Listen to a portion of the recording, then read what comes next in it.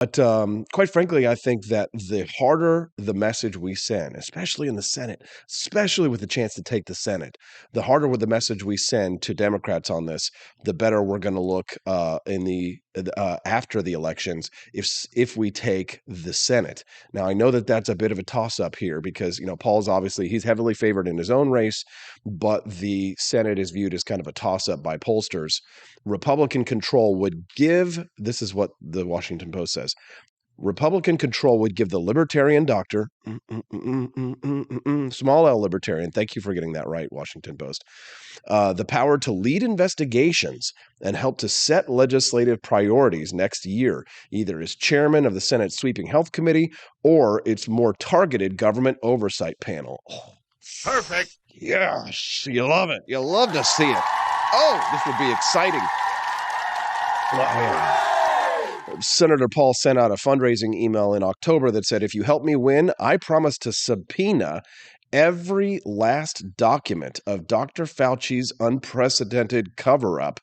And this is, again, from his email, this is referring to Paul's allegations that Fauci contributed to the virus's creation by funding research in Wuhan, China, allegations that Fauci has categorically denied. Yeah. This is good stuff. I mean, this makes you want to dance, baby girl. Oh, God. Oh, man, this has put me in such a good mood. Now, Dr. Paul, of course, is an ophthalmologist, right? He's a doctor. He's set to be the most senior Republican on the Health, Education, Labor, and Pensions Committee, better known as HELP, which oversees the nation's health and education agencies as part of its expansive portfolio. Now, this possibility has got people rattled over there on Capitol Hill, and it's worrying these trade groups because they're worried that he's going to follow through on these criticisms that he's made of big pharma and the medical establishment and, quote, public health officials. Oh, my God. Are we excited?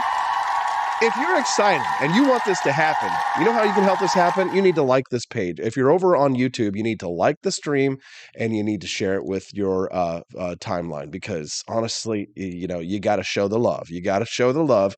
Send us a text at 573-319-1586 how you feel about this possibility. Are you going to vote for Republicans for Senate?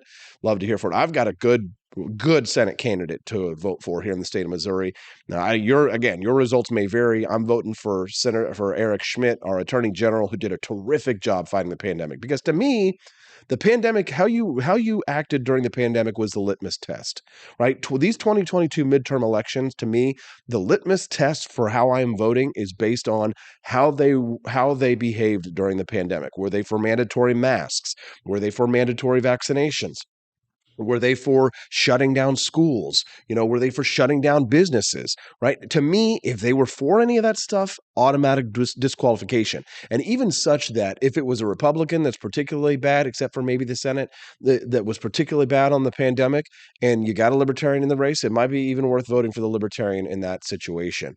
Now, the American Public Health Association, they're a trade group, these crony groups.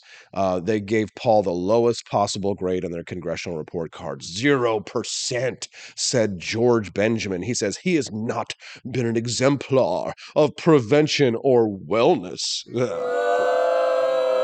He's referring to Paul's reticence about whether he got a coronavirus vaccine and reports that he used the Senate gym while waiting for a coronavirus result in 2020 that showed he was infected. Quote, George Benjamin says, that is a real problem when you're a physician. You should know better. Okay. And then, of course, there's other health experts that the Washington Post is trotting out to try and be like, Rand Paul is terrible. But this shows you, this is what's at stake.